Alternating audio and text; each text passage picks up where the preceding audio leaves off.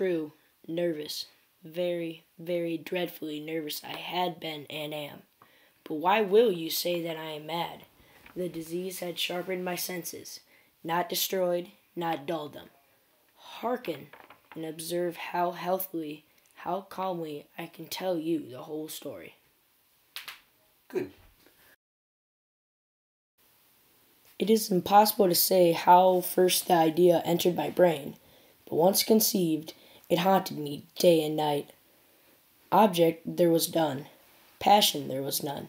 I loved the old man. I think it was his eye. Yes, it was this. He had the eye of a vulture, and my blood ran cold whenever it looked upon me. And so, by degrees, I made up my mind to take the life of the old man.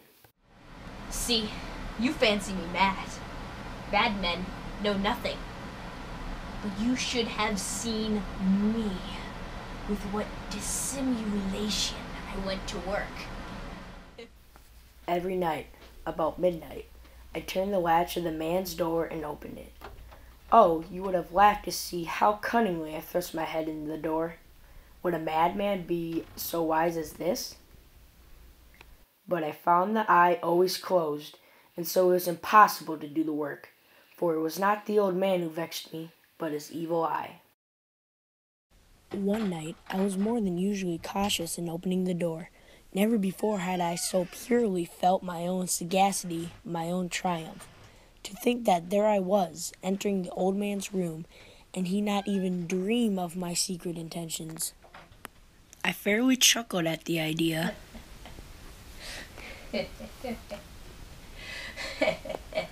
Perhaps he heard me, for he sat up in bed, as if startled, and you may think I drew back, but no. His room was as black as pitch, and so I knew he could not see me moving. But his floorboard creaked beneath me, and the old man cried out, Who's that?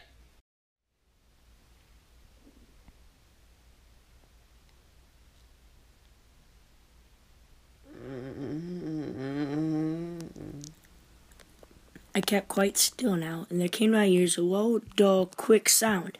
I knew it was the beating of the old man's heart. The sound grew louder by the minute, and I knew anxiety seized me. The sound would be heard by a neighbor. This old man's hour had come.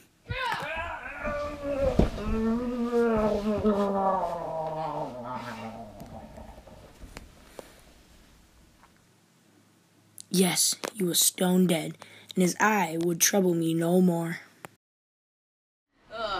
If you still fancy me mad, you should have seen the wise precautions I took in the concealment of the body.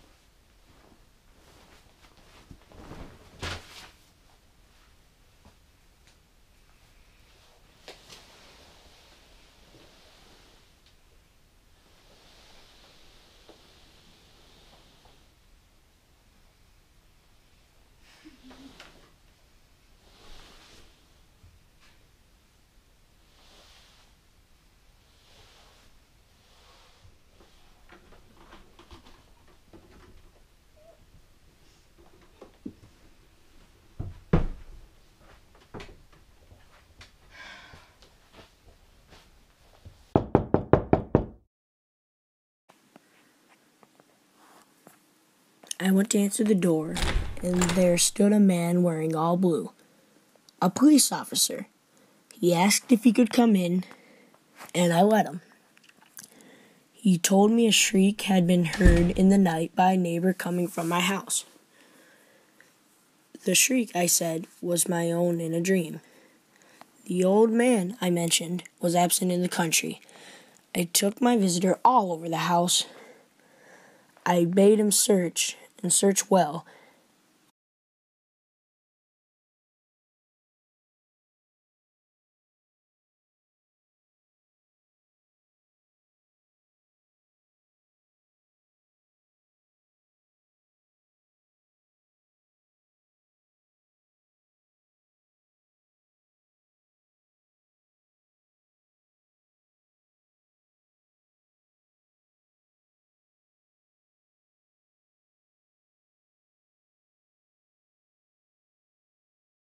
I desired him here to rest from his fatigues, while I myself, in my wild audacity and wild triumph, placed my own seat just feet from where reposed the corpse of my victim.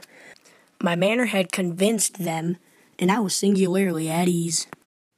He chatted of familiar things, but ere long I felt myself getting pale and wished him gone. I fancied a ringing, but the noise was not within my own ears. The noise grew louder, but the officer still heard not. Why would he not be gone? What could I do? I foamed, I raved, I swore. Was it possible he heard not? No, he suspected. He knew. He was making a mockery of my horror. This, I thought. Anything was better than this agony, more tolerable than this derision. I felt that I must scream or die. Villains! I admit the deed! Here, come and see! It is the beating of his hideous heart!